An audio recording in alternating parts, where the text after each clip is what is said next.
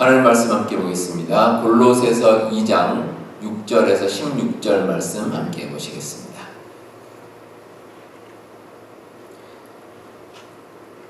하나님 말씀 찬신대로 한 절씩 교독하도록 하겠습니다. 그러므로 너희가 그리스도 예수를 주로 받았으니 그 안에서 행하되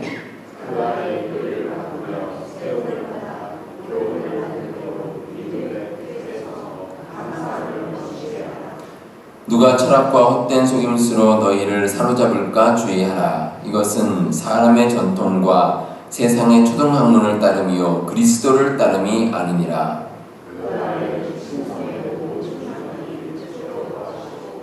너희도 그 안에서 충만하여졌으니 그는 모든 통치자와 권세의 머리시라.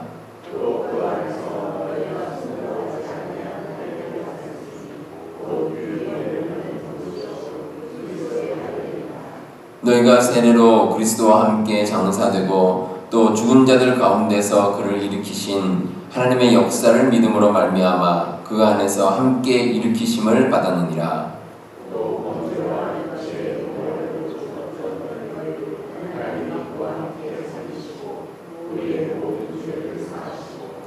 우리를 거스르고 불리하게 하는 법조문으로 쓴 증서를 지우시고 제하여 버리사 십자가에 못 박으시고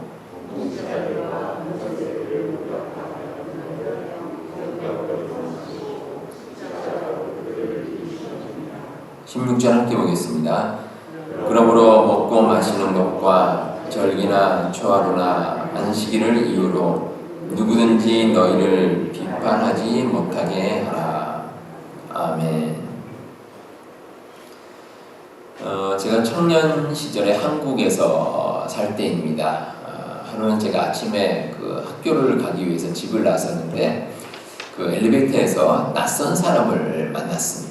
보통 한국에서는 낯선 사람 만나면 그냥 뭐 인사는 별로 하지 않고 그냥 대면 이렇게 이제 지나치는데 이 사람이 저에게 이제 인사를 하는 겁니다. 인사를 하고 뭐 말을 건넵니다. 그래서 제가 깜짝 놀랐습니다. 왜 그럴까 했는데 나중에 뭐 이런저런 얘기를 한참 하더니 뭐 자기 이름까지 얘기를 하고 그렇게 이제 갔습니다.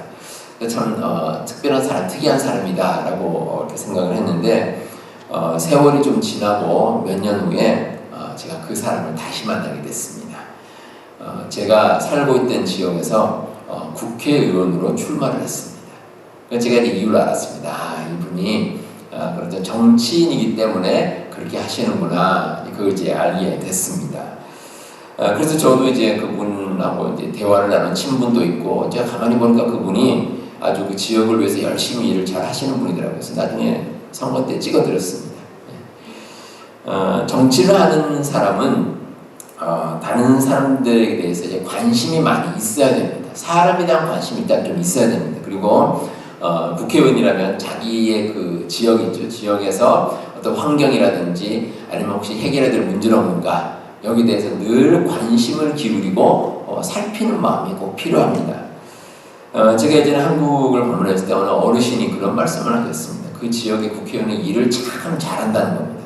그래서 왜 그러냐니까 그 버스 정류장, 한국에 정류장이 있는데 그 버스 정류장에 앉아 있으라고 이런 그런 의자가 있습니다. 거기에 겨울에 추우니까 열이 나오게 해줬다는 겁니다. 그래서 참 그렇게 세심한 것까지 신경을 쓰는 분이라서 참 좋은 분이다.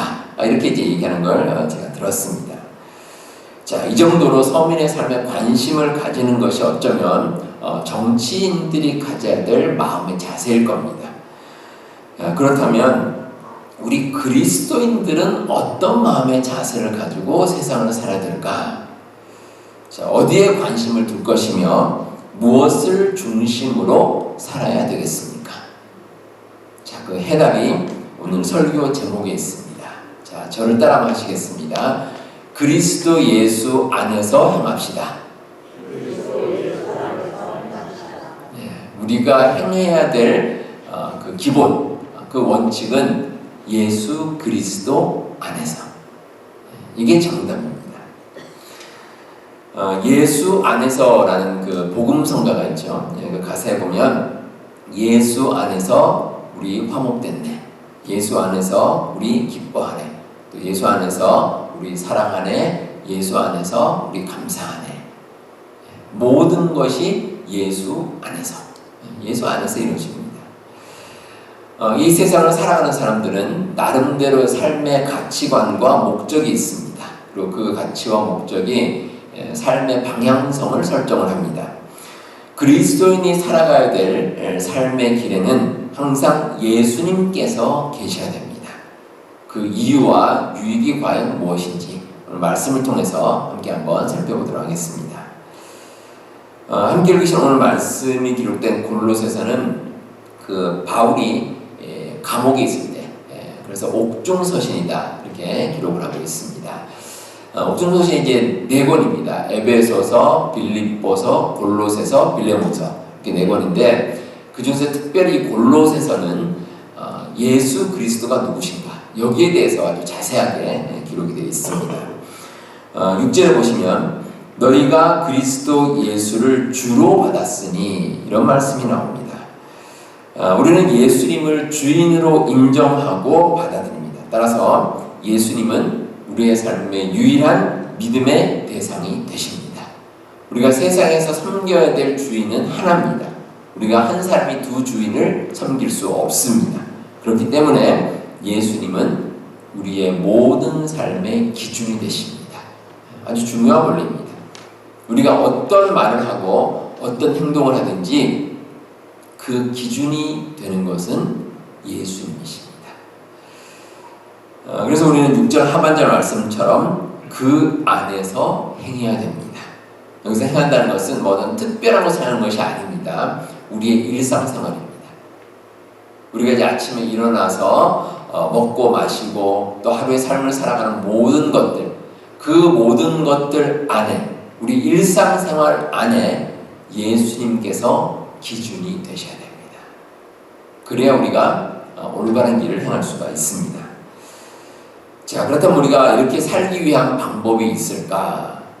우리 매일의 삶에서 예수님께서 하신 말씀에 귀를 기울이고 살아가면 됩니다. 제가 팬데믹을 지나면서 우리 교회 주중 새벽기도 대신에 제가 여러분들께 그 아침 묵상 그 말씀을 전해드리고 있습니다.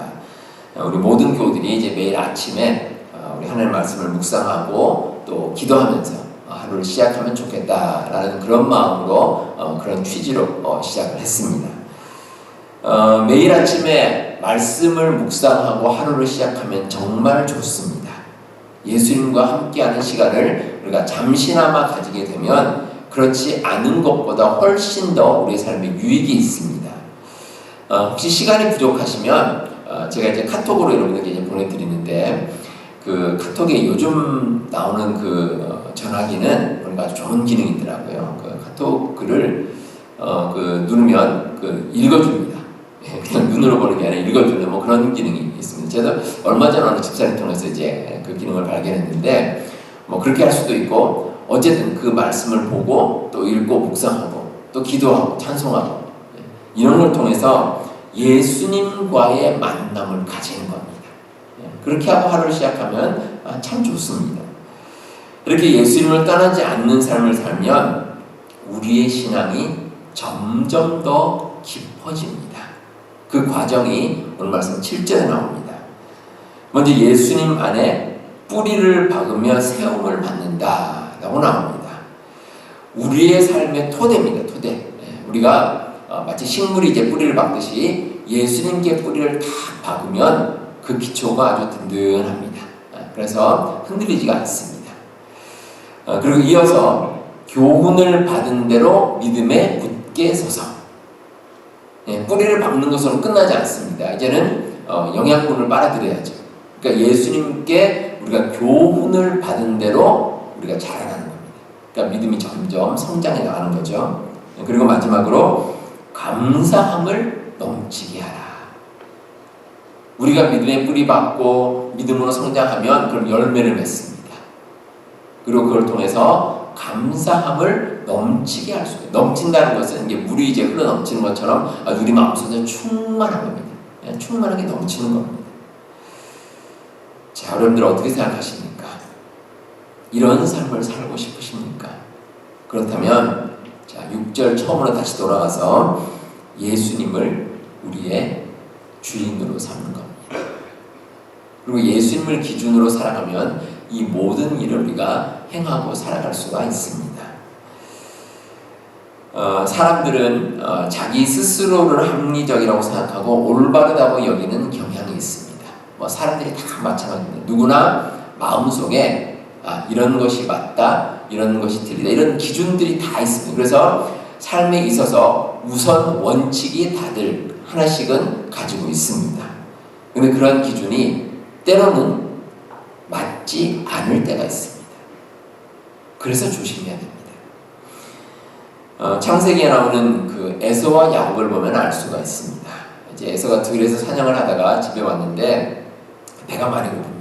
근데 마침 야곱이 이제 팥죽을 쓰고 있습니다. 그래서 야곱에게 네가 쓰고 있는 팥죽을 나에게 좀 다오라고 이제 이야기를 했는데 야곱이 하는 말이 에서에게 장자의 명분을 자기에게 팔아라. 내가 팥죽을 줄 터이니 그 장자의 명분을 내게 달라. 이렇게 이야기를 했습니다. 자, 결국 이제 에서가 동의를 했고 장자의 명분이 에서에게서 야곱으로 가게 됐습니다. 그런데 에서가 판단하는 기준이 배고픔이었습니다. 배고픔 때문에 장자의 명분을 팔아버리고 말았습니다. 그러니까 에서가 하는 말이 이렇습니다. 내가 죽게 되었으니 이 장자의 명분이 내게 무엇이 유익하리요. 근데 자세히 보면 에서가 사실은 그냥 지나가는 말을 한 겁니다. 당장 팥죽 안 먹는다고 굶어 죽지 않습니다. 그런데 배가 고프니까 내가 장자의 명분이 뭐가 필요하냐, 그냥 너 줄 테니 팥죽을 다오. 이런 식으로 아주 쉽게 생각을 해버린 겁니다. 어쨌든 분명한 것은 장자의 명분을 판단의 기준으로 삼지 않았다는 겁니다. 그러니까 야곱이 에서에게 이제 얘기합니다. 나에게 맹세하라고. 그러니까 에서는 쉽게 생각하니까 또 내가 맹세하겠다. 이렇게 또 이야기를 합니다. 성경에 되는 에서의 모습에 대해서 에서가 장자의 명분을 가볍게 여김이었더라. 이렇게 기록하고 있습니다. 가볍게 여김이라. 아주 쉽게 생각했습니다. 근데 이건 가정이지만 제가 말씀을 묵상하면서 이런 생각이 들었습니다. 만약에 에서가 이번 일이 아니었더라도 언젠가는 장자의 명분을 야곱에게 팔지 않았을까, 그런 생각이 들었습니다. 살아가면서 여러 가지 일들이 생기겠죠. 일들이 생기면 이 장자의 명분을 너무 쉽게 생각했기 때문에 자기에게 필요한 게 있으면 그냥 장자의 명분 너 가져라, 막 이렇게 했을 겁니다. 근데 야곱은 다릅니다. 야곱은 장자의 명분을 정말 귀하게 여겼습니다. 그래서 우리가 세상을 살아갈 때 무엇을 중심으로 생각하고 살아가느냐 정말 중요합니다. 정말 중요합니다. 우리 여러분들 이 세상을 살면서 아마 이루고 싶은 것들이 있으실 겁니다. 여러분들 자신이 무엇인가를 해서 이루고 싶은 것도 있을 것이고, 또 아니면 여러분들의 자녀들이 뭔가를 해서 이루었으면 좋겠다라고 생각되는 것도 분명히 있을 겁니다. 근데 중요한 것은 그 모든 것 가운데 반드시 있어야 될 것은 바로 예수님입니다. 예수님이 기준입니다. 우리가 드리는 기도도 그렇죠. 여러분들 기도하실 때 누구 이름으로 합니까? 마지막에 예수님의 이름으로. 왜 그렇습니까? 우리의 기도를 응답해 주시는 분은 예수님이기 때문에 그렇습니다. 그래서 우리가 살아가는 가운데 우리의 삶의 기준으로 삼아야 되고, 우리의 삶의 모든 가치, 가장 핵심적인 가치로 삼아야 될 것이 바로 예수님입니다. 예수님 안에서입니다. 우리가 예수님만 굳게 믿고 그 안에 믿음의 뿌리를 내리면 우리의 삶의 기준이 확실해집니다. 그렇게 되면 세상 사람들이 뭐라고 하든지 우리는 예수님 바라보고 살아갈 수 있습니다. 여러분들 이런 믿음을 가지시고 예수님 안에서 늘 승리하며 살아가는 우리 성도님들 다 되시길 바랍니다. 다음으로 우리가 그리스도 예수 안에서 행하기 위해서는 세상의 유혹에 흔들리지 말아야 됩니다.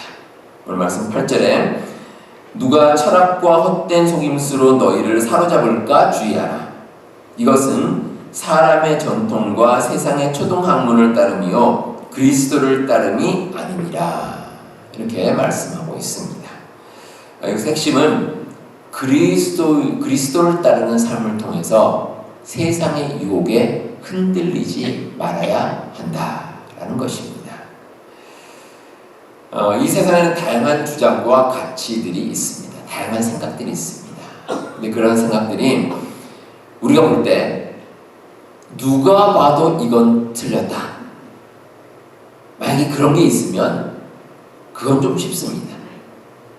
누가 봐도 틀렸기 때문에 이건 틀렸구나 라고 우리가 인정하고 넘어갈 수 있습니다. 그런데 어떤 것들은 참 구별이 잘 안 되는 게 있습니다. 이게 도대체 맞는 건지 틀린 건지 잘 판단이 되질 않습니다. 세상의 학문들도 그렇죠. 세상의 학문 보면 나름대로 자기 주장이 있고 자기 논리가 있습니다. 그래서 서로 이제 의견이나 주장들이 서로 부딪히긴 하지만 적어도 그 주장 내에서 보면 그럴듯하다, 일리가 있다, 이런 것들이 사실은 대부분입니다.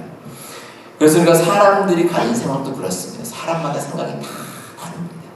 다 다른데 이야기를 가만히 들어보면 사실 틀린 말은 별로 없습니다. 다 맞는 말입니다. 가만히 들어보면 나름대로 다 일리가 있습니다. 일리가 있습니다. 그래서 우리가 사람들이 가진 생각에 대해서 서로 다르다는 것 여러분들 인정을 해야 됩니다. 그래서 나와 다른 생각을 가지고 있다, 거기에 대해서 화낼 이유가 없습니다. 우리가 가끔 회의를 할 때가 있죠. 또 회의를 할 때 나하고 생각이 다른 의견을 주장하는 분이 있습니다. 그럴 수밖에 없습니다. 생각이 다르기 때문에 그렇습니다. 거기에 대해서 우리가 그 사람을 미워하지 마시기 바랍니다. 사람 미워할 게 아닙니다. 그냥 그분은 나와 의견이 다를 뿐입니다. 그냥 의견만 다를 뿐입니다. 제가 아는 어느 목사님이 이런 말씀하셨습니다. 사람의 말을 묵상하지 말고 하나님의 말씀을 묵상합시다. 참 제가 의미 있게 들었습니다. 우리 여러분들 다른 사람의 말을 자꾸 곱씹고 묵상하면 괜히 화만 납니다. 누가 한마디 했는데 그 말을 자꾸 마음에 담아두고 또 곱씹고 자꾸 생각하면 어떻습니까? 기분이 좋아질 리가 없습니다. 그러니까 사람 하는 말은 그냥 내가 받아들이기 좀 힘들다면 한 귀로 듣고 한 귀로 흘리면 됩니다. 그렇게 한 귀로 흘리고 사람 말을 묵상하지 말고 여러분 하나님 말씀을 묵상하면 됩니다. 그게 맞습니다. 저렇게 세상 사람들의 생각과 주장이 다르기 때문에 우리가 꼭 명심해야 될 것은 진리가 되시는 예수님의 말씀과 일치하느냐입니다. 우리가 어떤 사람의 말을 들을 때, 또 아니면 어떤 주장을 들을 때 이게 도대체 맞는 것인지 틀린 것인지 좀 헷갈릴 때가 있습니다. 그러면 반드시 생각해야 될 것이 그 말을 예수님의 말씀에 비춰보는 겁니다. 과연 예수님께서 이것에 대해서 어떻게 생각하시는가? 예수님은 맞다고 말씀하시는가? 아니면 틀렸다고 말씀하시는가? 그래서 그 말이 맞으면 받아들이면 됩니다. 그리고 틀리면 받아들이지 않으면 됩니다. 현대 사회가 이 다양성을 많이 수용하는 삶이라서 교회도 참 힘들 때가 있습니다. 차라리 이제 과거에는 교회에 대한 그 박해가 있었죠. 박해가 있을 때는 힘들긴 하지만 오히려 쉬웠습니다. 왜냐하면 분명히 박해는 잘못된 것이기 때문에 거기에 맞서면 됩니다. 근데 요즘에는 애매한 주장이 교회를 파고듭니다. 그래서 가만히 들어보면 이게 도대체 맞는 건지 틀린 건지 알 수가 없는 그런 주장들이 있습니다. 그래서 교회가 흔들릴 때가 있습니다.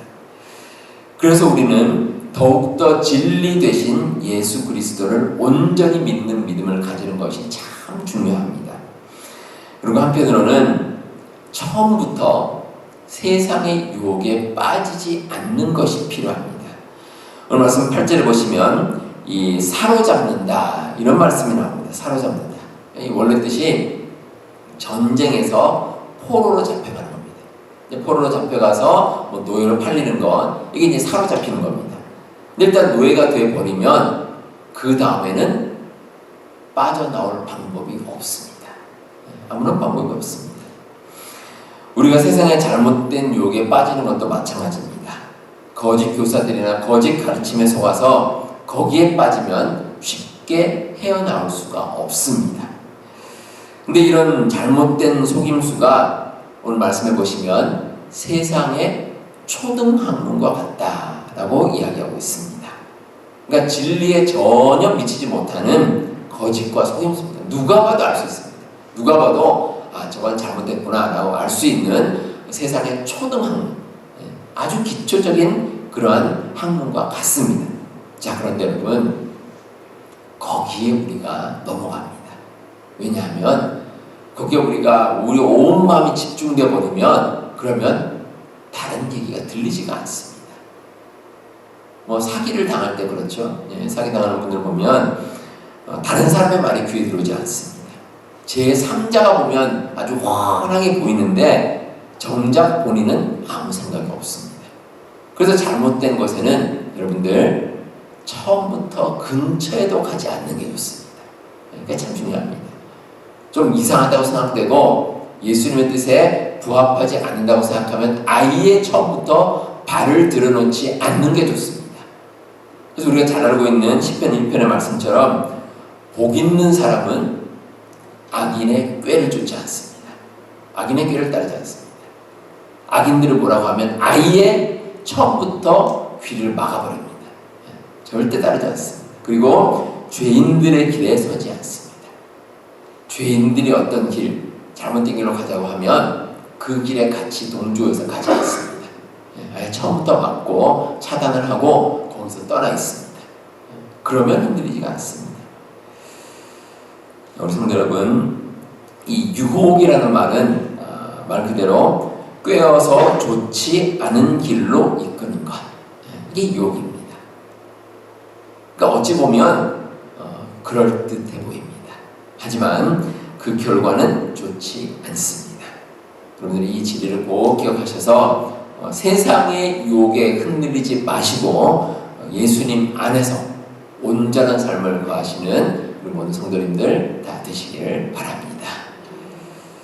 자, 마지막으로 우리가 예수 그리스도 안에 행하면 예수님 안에서 자유함을 누릴 수가 있습니다.